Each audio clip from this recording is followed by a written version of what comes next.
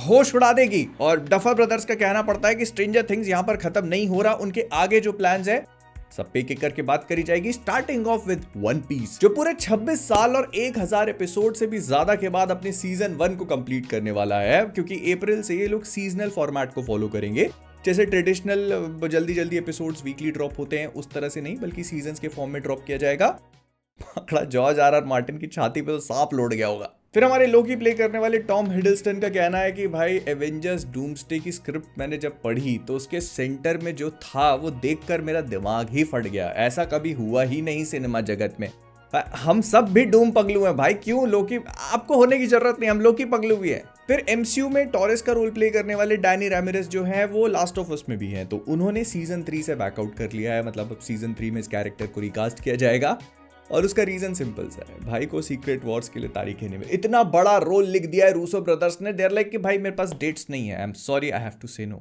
फिर James Gunn का कहना पड़ता है कि जो सुपरगर्ल मूवी आ रही है वो उसकी comic book women of tomorrow को बहुत रिलीजियसली फॉलो नहीं करने वाली। उन्होंने कहा कि एक स्पेस एडवेंचर है जिसमें सुपरगर्ल समहाउ फंस चुकी है, बहुत हद तक गार्डियंस ऑफ द गैलेक्सी वाली वाइब देगा। बस कहानी टॉम किंग की सुपरगर्ल वुमेन ऑफ टुमारो की जो कॉमिक बुक है उससे रिलेटेड है, बहुत रिलीजियसली नहीं, लेकिन उसके कोर पे वही सेम कहानी हमें देखने को मिल सकती है। ठीक है यार, मतलब समझ गए, गार्डियंस का एक और डीसी में बना दी तुमने गार्डियन, चल ठीक है।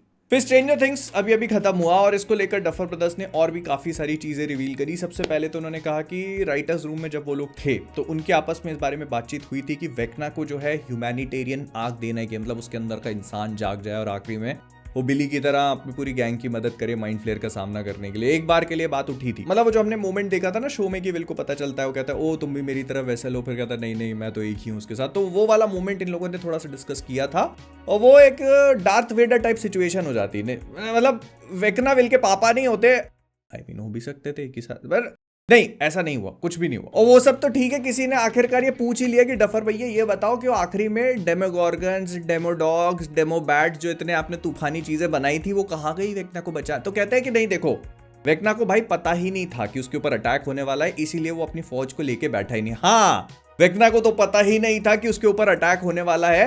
10 मिनट पहले हॉपर के पास जा करके उसको माइंड कंट्रोल कर रहा था ये आदमी, इसको तो पता ही नहीं था। कुछ नहीं, ये उनका नरम तरीका था ये बताने का कि देखो हम भूल गए। फिर उन्होंने ये भी कहा कि वो जो पत्थर हमने देखा फिनाले में, वो जो पत्थर निकालता है जिससे हेनरी को सारी माइंड फ्लेयर से कनेक्शन होता है, वो जीपीएस लोकेशन अपनी शेयर करता है ना, कहता है कि वो आगे देखने को मिलेगा, उसकी कहानी क्या है वो देखने को मिलेगी। तो लोग उम्मीद में बैठ गए कि भाई आगे सीजन नहीं, आगे सीजन वीजन नहीं बन रहा है, स्पिन ऑफ बनेगा, उसमें उसका छोटा सा मेंशन करेंगे लोग, बस उसके अलावा और कुछ नहीं होगा। ज्यादा उम्मीदें मत लगा। इसमें जवाब मिले क्या तुमको? जहां पे जवाब मिलने चाहिए थे वहां मिले क्या तुमको? नहीं ना। तो फिर जो उसके बारे में है ही नहीं उसमें क्या घंटा जवाब मिलेंगे? ये जो डफर भैया लोग कर रहे हैं ना, इसके लिए अंग्रेजी में एक शब्द है एजिंग, समझे? वो सीजन फिनाले के पहले से बोलते चले जा रहे हैं dark Christmas, emotional new year, पता नहीं दुनिया जमाने की बकैती पेली थी। ठीक है, तो वो यहाँ पर भी वही एजिंग हो रही है। और जब वो कर रहे हैं तो मैं भी बता ही देता हूँ, रायन कुगलर ने रिसेंटली एक इंटरव्यू दिया और उसमें उन्होंने ब्लैक पैंथर 2 के प्लान्स रिवील करे, काफी अच्छे। सुनो तो बेसिकली इस पूरी मूवी का एक कोर थीम होती बाप और बेटे की रिलेशनशिप, जहां पर जो चैडविक बोसमैन का तचाला है वो अपने बेटे के साथ ट्रायल ऑफ 8 को करता। मतलब वकांडन ट्रेडिशन के हिसाब से जब बच्चा 8 साल का हो जाता है तो उसको अपने पिताजी के साथ 8 दिन जंगल में बिताने पड़ते हैं और वहां पे जितने भी हॉरर्स, टेरर्स ये सारे होते हैं इनका सामना करना पड़ता है। तो यहाँ पर इन दोनों की बॉन्डिंग तो स्ट्रॉन्ग होती, लेकिन इसी बीच नेमोर भी अटैक कर देता। तो नेमोर के साथ साथ तचाला को अपने बेटे के साथ भी रिलेशनशिप को स्ट्रॉन्ग करना है, उसको प्रोटेक्ट करना है। It would have been epic. मेरे को बोलते बोलते गूज़बम्स आ रहा है। You see what we missed out on. खैर, there is always Black Panther 3. इसके भी ऊपर से उन्होंने ये रिवील किया कि वो Black Panther 1 में क्रेवन द हंटर को एज मेन विलन रखना चाहते थे। उन्होंने मार्वल से पूछा, मार्वल ने सोनी से पूछा, सोनी ने कहा बिल्कुल भी नहीं, क्योंकि तब उनको अपनी वो क्रेवन द हंटर मास्टरपीस बनानी थी ना, इसलिए उन्होंने कहा नहीं हम बनाएंगे, आपसे नहीं हो पाएगा, आप नहीं कर पाओगे, हमको करने दो। कर लिया उन्होंने। फिर जेम्स गन और पीटर सैफरान ने रिसेंटली रिवील किया कि उनकी जो लैंटर्न सीरीज है ना उसको उन्होंने पुश इसीलिए किया क्योंकि वो उसको अच्छे से मार्केट करना चाहते हैं, और दूसरा रीजन ये है कि वीएफएक्स सीजीआई जो है उसको और अच्छे से पॉलिश किया जाए। मैं दोनों चीज़ों के साथ काइंड ऑफ एग्री करता हूँ। ये कुछ पीस मेकर टाइप की सिचुएशन हो सकती है, मतलब जहां पर सीजन 1 जो था पीस मेकर का उसको इतनी हाइप नहीं मिली थी, लेकिन सीजन 2 जो था इट वर्कड बिकॉज सीजन 1 अच्छा था, पहली बात तो, और दूसरा वो सुपरमैन की हाइप में थोड़ा थोड़ा उसकी कोटटेल्स को राइट कर गया। तो यहाँ पर ये लोग ऐसे ही करेंगे सुपरगर्ल के साथ में, अगर सुपरगर्ल चलती है तो मतलब ये एक मेन चीज भूल जाते हैं सब। प्लस ये भी उड़ती उड़ती खबर आ रही है, कोई कंफर्मेशन नहीं है, लेकिन ऐसा बोला जा रहा है कि जेम्स गन जो है वो बहुत सुपर इंटरेस्टेड है वो बैटमैन को अपने डीसीयू में जल्दी से जल्दी लाने के लिए, और इसी वजह से उन्होंने Batman brave in the bold को तो फास्ट ट्रैक किया ही है। लेकिन इसके अलावा ये भी कहा जा रहा है कि मैन ऑफ टुमारो जो सुपरमैन का सीक्वल है ना, उसमें भी हमें डीसीयू का नया बैटमैन देखने को मिल सकता है। कोई श्योरिटी नहीं है अभी इसकी, लेकिन कहा जा रहा है कि जेम्स गन को चाहिए, मतलब उनको मैट रीव्स और रॉबर्ट पैटिंसन के बैटमैन के साथ क्या रहा उससे घंटा फड़क नहीं पड़ता, but he just wants his Batman to appear as soon as possible.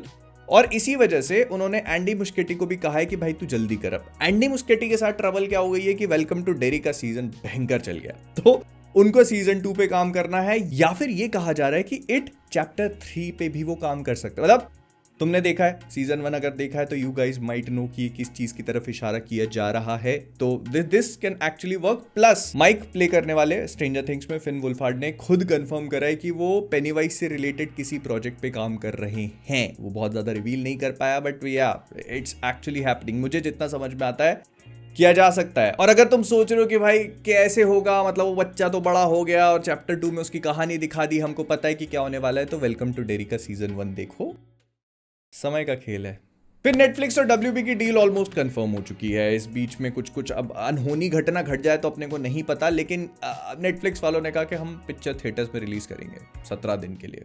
17 दिन के लिए मैं ऑनेस्टली बताऊं, ये जितना मैं सोच रहा था उससे ज्यादा ही है। 17 दिन समझ रहे हो तुम कितने, एक हफ्ता, 2, ऑलमोस्ट 2.5 हफ्ते, बहुत ज्यादा हो गया भाई। लेकिन हाँ, ये भी सुनने को मिल रहा है कि जब ये पूरा टेक ओवर कंप्लीट होगा तो इसमें वार्नर ब्रदर्स जो है वो नेटफ्लिक्स के अंदर एक डिवीजन टाइप का बन जाएगा, जैसा कुछ डिज्नी के अंदर मार्वल है। उनको अपने काम करने की पूरी फ्री विल दी जाएगी, और फिर वो मतलब जैसे सुपरमैन बन रही है वैसी बनती रहेगी, बस नेटफ्लिक्स पे आएगी।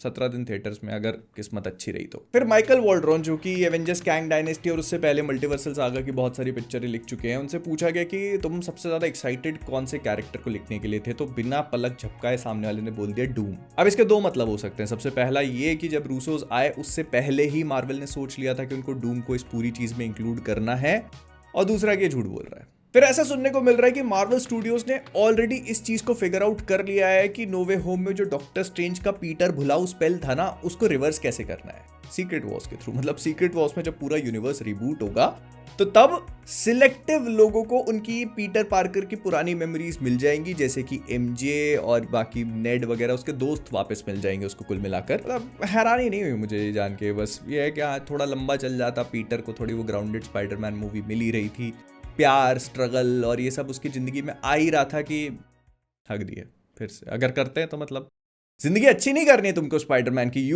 Basically you should understand the idea behind Spiderman, right. और इसके ऊपर से ये भी सुनने को मिल रहा है कि स्पाइडरमैन की फिल्मिंग और पूरे प्रोसेस के साथ में सोनी और मार्वल वाले इतने खुश थे कि उन्होंने डस्टिन डेनियल क्रेटिन को ट्रिलॉजी का ही कॉन्ट्रैक्ट दे दिया। उन्होंने कहा कि भाई ये तो बना ही रहे हो, 2 और बना देना, इसके बाद आपने मजा ही दिला दिया, सब कुछ टाइम पे हुआ, परफेक्ट हुआ, लोग भी एकदम हाई बिल्डिंग से खुश हो गए, तो मतलब आप बनाओ 2 और। लेकिन डस्टिन भाई अगर वो शैंग-ची का सीक्वल भी मिल जाता तो।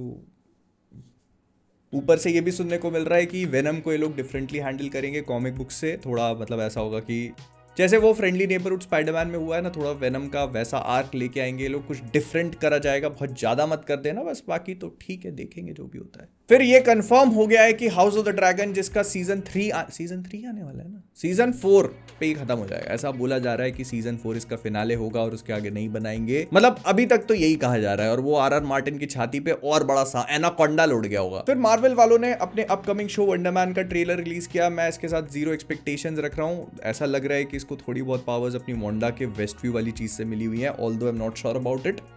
अवॉइड करेंगे अगर इस पे भी बात करनी है कि नहीं, ये तो तुम मतलब मेरा वक्त ही बताएगा, वक्त ही बताएगा। फिर इसके बाद एवेंजर्स डूम्सडे को लेकर बहुत सारी चीजें सामने आ रही। ट्विटर खोलो तो मेरी पूरी फीड ही एआई जनरेटेड ट्रेलर्स और पता नहीं फैन मेड आर्ट इन्हीं से भरी पड़ी है। डिफरेंशिएट करना ही मुश्किल हो चुका है कि असली है या नकली। कोई मार्वल टेक डाउन कर देता है तो समझ जाओ असली है। इसी वजह से मैंने तो भाई मॉकटेल यूज करना शुरू कर दिया। तुम्हें भी करना है तो मॉकटेल की लिंक डिस्क्रिप्शन में है, mocktail.in पे जाके तुम अकाउंट बनाओ, यूज करो। लेकिन हाँ, द पॉइंट इज कि एवेंजर्स डूम्सडे को लेके भयानक ही चीजें चल रही हैं। सबसे पहले कहा जा रहा था कि 3 टीजर होंगे, जिसमें से तीसरा जो है वो डॉक्टर डूम का होगा और हमको उसका रिवील किया जाएगा। फिर बोला जाने लगा कि भाई 4 टीजर हैं, चौथे में डॉक्टर डूम आएगा। फिर ये बोले जाने लगा कि भाई 4 तो हैं लेकिन इसमें डॉक्टर डूम का रिवील नहीं होने वाला है। अब ये कहा जा रहा है कि एक 5वां भी है। फिर इसके बाद कह रहे हैं कि और ज्यादा भाई लोग कोरियन सेंसर बोर्ड के रिवील्स जा जाके देख ले रहे हैं और उसमें पता लगा रहे हैं अरे एक और हो गया, एक मिनट 22 सेकंड का, 1 मिनट 5 सेकंड का, ऐसे करके और भी आ रहे हैं। तो जो बड़ी थ्योरी ऑनगोइंग है वो ये है कि फरवरी के फर्स्ट वीक के आसपास जब सुपर बोल होता है तब हमें प्रॉपर डूम्सडे का ट्रेलर देखने को मिलेगा, जिसमें डॉक्टर डूम का रिवील भी होगा और काफी सारी चीजें, थोड़ा लंबा होने वाला है। उसके पहले तक जितने भी ट्यूसडेज हैं वहां पर ये लोग ऑफिशियल छोटे छोटे ट्रेलर्स को ड्रॉप करेंगे जो कैरेक्टर्स और टीम से एसोसिएटेड होंगे। मतलब जैसे अभी ट्यूसडे को एक्समेन का आने वाला है, उसके बाद वाले ट्यूसडे को शायद फैंटास्टिक फोर और वकांडन्स का देखने को मिलेगा। उसके बाद ये लोग जंप करेंगे शायद न्यू एवेंजर्स के ऊपर और ऐसे करके मल्टीपल कैरेक्टर्स एसोसिएटेड ट्रेलर्स आएंगे। जब सुपर बोल होगा तब एक जायंट साइज ट्रेलर हमें देखने को मिलेगा जो प्रॉपर डूम्सडे की हाइप को बिल्ड करेगा। मतलब अभी भी हो ही रही है, बट या that is the grand plan. At least जो थ्योरी चल रही है इंटरनेट पे वो यही है। खैर, तो जो होगा उस पर बात करेंगे ही। मैं एक्समेन के ट्रेलर का वेट नहीं कर सकता। I just want to watch it on 4K quality और उसके ऊपर अच्छे से बात करना चाहता हूँ। तो इसलिए कहता हूँ सब्सक्राइब करो। जल्दी से मिलते हैं अपन। Like, bye bye, Tata.